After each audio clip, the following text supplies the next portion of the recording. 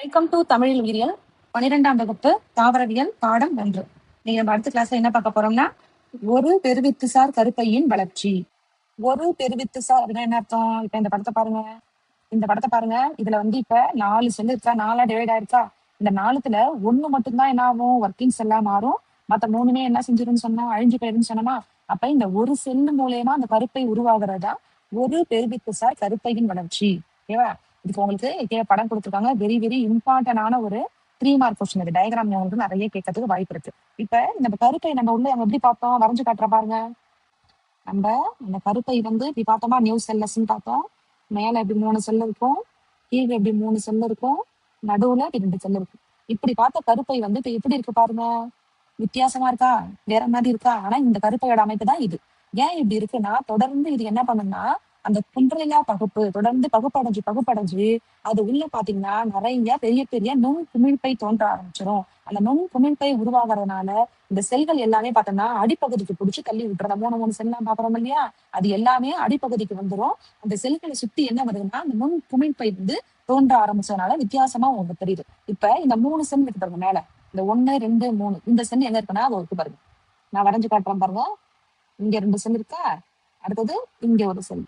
அப்ப இது ரெண்டும் நம்ம என்னன்னு படிப்போம், இப்ப இந்த முக்கோண மாதிரி இருக்கிறதுல இது 2 கீழே உள்ள 2 வந்து சினர்ஜிஸ்ட்னு சொல்லுவோமா, மேல உள்ள 1 என்னன்னு சொல்லுவோம், எக்குன்னு சொல்லுவோம். அப்ப அந்த முட்டைங்கிறது கீழே ரவம் போட்டு காமிச்சிருந்த பாருங்க, அது வந்து முட்டை. 2 கண்ணு மாதிரி இருக்கிறதா யாரு, சினர்ஜிஸ். ஆனா சுத்தி இங்க என்ன பண்ணிடுச்சு, எல்லா இடத்துலயும் வந்து அந்த வேக்குவல் செல்லும் குமிழ்ப்பைங்கிறது உருவாயிடுச்சு. கீழே உள்ள 3 செல்லு இதோ இருக்கு இல்லையா, அது எப்படி ஆயிடுச்சு பாருங்க, ஒரு ஒரு சாம்பருக்குள்ள போயிட்டு தனித்தனியா அப்படி போயிடுச்சா, ஒண்ணு ஒவ்வொரு இடத்துக்கு போயிடுச்சு. நடுவுல உள்ள அந்த 2 உட்கருவை சுத்தி என்ன வந்துடுச்சு, அதனால குமிழ்ப்பையானது இங்க தோன்றிடுச்சு. இப்ப தேடிக்கு வாங்க. செயல்படும் பெருவித்து. யாரு செயல்படும் பெருவித்து? இந்த 4த்துல யார் வந்து ஒர்க்கிங்கா இருக்காங்களோ அவங்கதான் செயல்படும் பெருவித்து. அது வந்து கருப்பைன்னு சொல்றோம், இல்லைன்னா பெண் கேமிட்டக தாவரத்தின் முதல் செல் அப்படின்னு சொல்றோம். சூழ்துளை டலாசா அச்சிற்கு இணையாக பெருவித்து நீட்சி. அதாவது நடுவுல உள்ள இந்த செல்லு வந்து யாரை நோக்கி வளரும்னா, சலாசாவை நோக்கியும் சூழ்துறையை நோக்கியும் தான் வளர ஆரம்பிக்கும். இதன் உட்கரு குண்டலிலா பகுப்படைகிறது. உட்கரு பகுப்பினை தொடர்ந்து செல் சுவர் தோன்றுவதில்லை. மையத்தில் ஒரு பெரிய நுண்குமிழ்ப்பை இரு உட்கருக்களுக்கு இடையே தோன்றுகிறது. நுண்குமிழ்ப்பை விரிவடைந்து உட்கருவை கருப்பையின் இரு துருவங்களுக்கும் தள்ளுகிறது. இரு துருவம்னா இந்த இடத்துக்கும் பிடிச்சி இந்த முட்டையெல்லாம் தள்ளி விட்டுறது. இரு உட்கருவும் 2 முறை குன்றில்லா பகுப்படைந்து 2 தடவை டிவிஷன் நடக்குது. செல் டிவிஷன் நடந்து 4 உட்கருக்களை ஒவ்வொரு துருவத்திலும் உருவாக்குகிறது. இந்நிலையில் 8 உட்கருக்களும் பொதுவான சைட்டோபிளாசத்தில் காணப்படுகின்றன. நம்ம உள்ள கருப்பைனாலே எத்தனை இருக்குன்னு பார்த்திருக்கோம், 8 உட்கரு அமைப்பு தான் இருக்கு. 7 செல் 8 நியூக்ளியஸ் இருக்குன்னு படிச்சிருப்போம். கடைசி உட்கரு பகுப்பின் பின் செல் குறிப்பிடத்தக்க நீட்சியடைந்து பை போன்ற அமைப்பை தருகிறது. நடுவுல எவ்வளவு ஸ்பேஸ் இருக்காங்க, ஒரு பெரிய ஒரு பைய மாதிரி அதன் அமைப்பங்க வர ஆரம்பிச்சிடுச்சு. இதன் தொடர்ச்சியாக கருப்பை செல்லமைப்பை ஏற்படுத்திக் கொள்கிறது. சூழ்துறை பகுதியில் உள்ள 4 உட்கருக்களில் 4 உட்கரு இருக்கு. அதுல பாத்தீங்கன்னா 3 வந்து முட்டை சாதனமாக மாறுகிறது.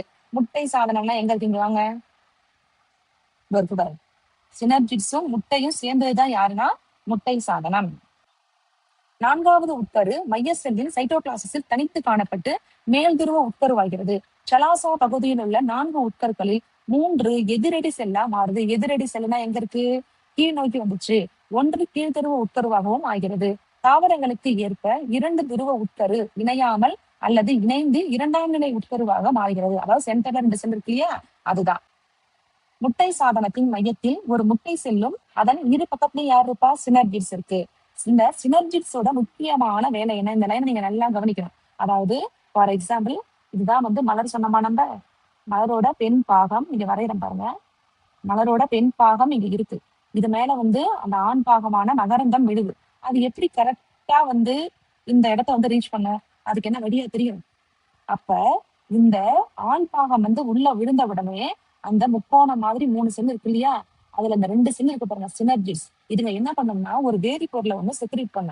அந்த வேதிப்பொருளை செக்ரேட் பண்ணும்போது அந்த மகரந்த குழாய் என்ன பண்ணும்னா அந்த வேதிப்பொருளை எங்க செக்ரேட் பண்ணுதோ அதை நோக்கி என்ன பண்ணிக்கிட்டே இருக்கும், உள்ள அந்த கருப்பையை நோக்கி வரும். ஒருவேளை இந்த சினர்ஜிஸ் வந்து அந்த வேதிப்பொருளை செக்ரேட் பண்ணலைன்னா அந்த வளரக்கூடிய மகரந்த குழாய் எந்த பக்கம் உள்ள வரும்னே அதுக்கு தெரியாது. சூலக அமைப்பு நம்ம எப்படி பார்த்தோம், இப்படி பார்த்தோம் இல்லையா, இப்படி இருந்துச்சுன்னா படம்.